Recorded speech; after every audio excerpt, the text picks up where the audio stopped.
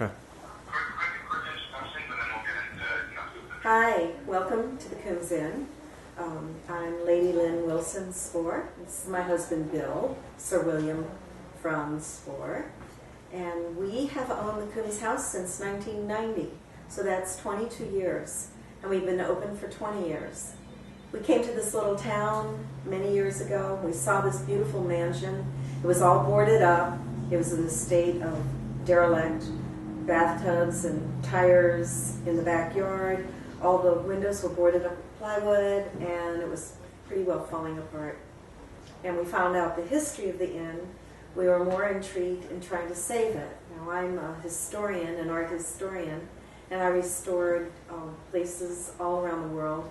The Palace of Queen Elizabeth in Windlesham Moor in Ascot, England, and Biltmore Hotel and things of that nature. So with that in mind, we had a vision of this little sleepy fishing village that was really a great opportunity for saving the town and doing our small part by restoring the inn.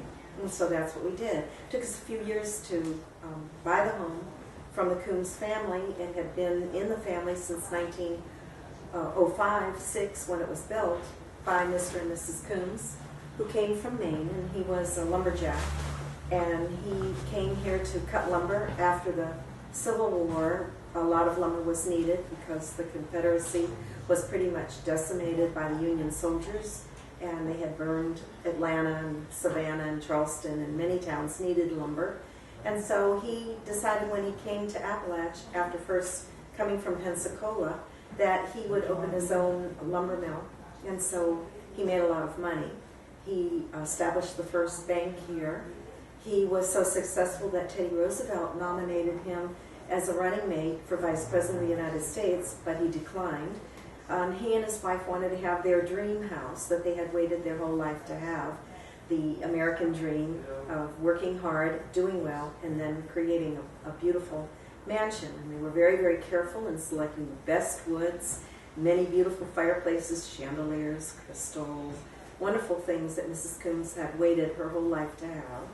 And they lived in the home from 1906, when it was finished, till 1911, nearly 5 years for a lifelong dream, when a fire, and as you know, fire during the Victorian era when everything was made of wood was very, very dangerous. And in fact, a fire practically decimated the town, destroying 70 homes and buildings 10 years earlier. So there was a great fear of fire. Well, a fire broke out in the kitchen and the back rooms, and part of the home was burned, and the volunteer fire department came and pretty much destroyed things as they came through, blundered their way through. The lead paint, as it melted, created huge billows of black smoke.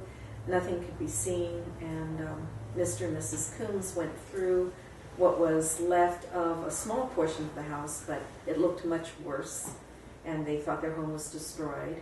And Mrs. Coombs, 10 days after the fire, died of a broken heart, and Mr. Coombs a week later passed on as well.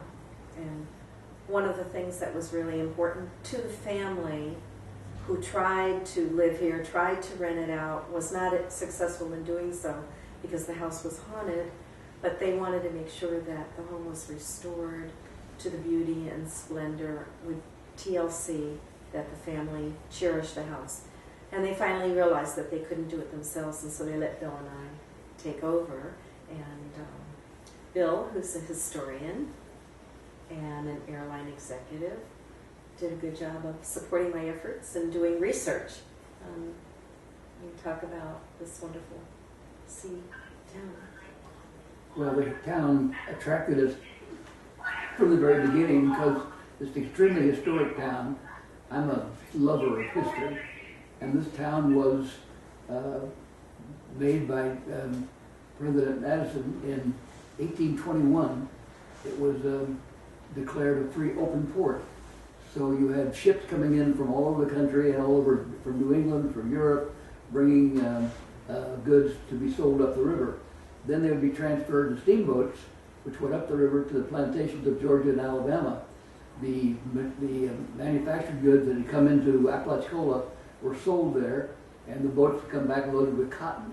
and then the cotton was shipped out to mills in New England and in Europe. So this became a very important little town, and some of the people became extremely wealthy, and they built beautiful homes here. Some of them very historic homes have now been made into museums. So it's a wonderful town.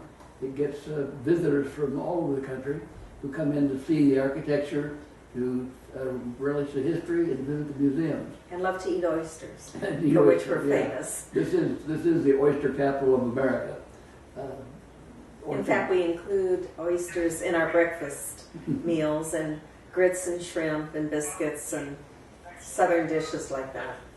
So, So we get. I want you to ask yourself, what's the most difficult part about running a B&B?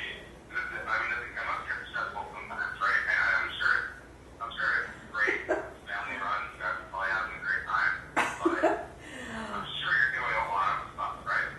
I think that probably it's one of the most difficult businesses. I mean, Bill had an international airline, which he sold to UPS, with 8,000 employees and 15 offices in 17 countries. And I had offices in Europe and Tokyo and New York, and I had a staff of 220 architects at one time. And so here we come to this little town. We have a staff of 8, and quite frankly, I don't think we've ever worked so hard in our life. It is really, really a tough thing to do. And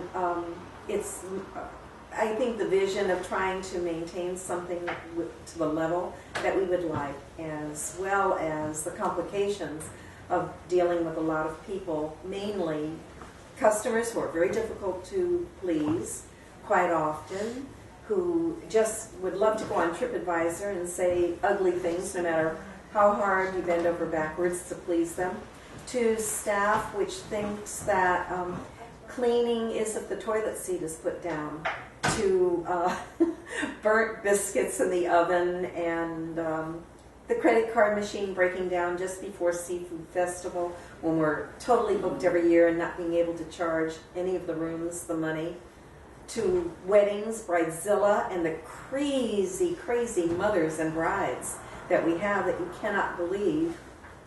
And Bill has to put up with me and my frustrating stories that I huff and puff and come home relating one after another, and he's heard them all 20,000 times. One thing I might add to this is that when we came here, we fell in love with the town, of course. Very historic town. It had not been renovated. Very few of the houses had been modernized, but we could see the innate beauty of this town, the architecture and its history, in spite of all that. So we felt that if we could come in and open the Coombs House Inn in one of the most beautiful old houses here, it would help rejuvenate the town. And sure enough, it did. When we first came here, for example, there wasn't a residence in town that wasn't painted gray or dirty white.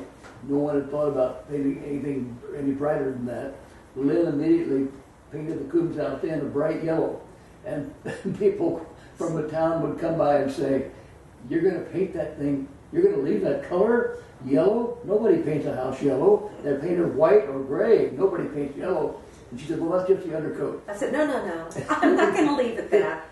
But of course, we did leave it that way. Yeah, sunny Florida. And for crying out loud. it inspired people to paint their own houses, and it really brought on rejuvenation of the entire town. And now it's one of the outstanding historic towns in Florida. They're beautiful. Well, we had a bunch of crazy guys who, there was no contracting in town, so there were no electricians or plumbers or anything. And so we had this guy, Mike Parrish, who was most of the time a hunter and fisherman, with his pickup truck and his shotgun and his southern drawl and his bib overalls and his tools hanging from his hip. And he hired people like our plumber was called Leaky. And I can tell you, because we put in 27 bathrooms, there was only one bathroom in the entire inn. 27 bathrooms later, Leakey had to retire after working on this house. But it was like central casting. I mean, all the guys that worked in the house were strictly hunters and fishermen and good old boys, because this is, after all, the redneck Riviera. And so that's what we had. We had rednecks working on the house. And we were still living in Miami and running our international businesses, and so we would let them know we're coming in town. And there's people crawling all over the house with hammers banging and clanging and climbing and lots of noise and lots of activities.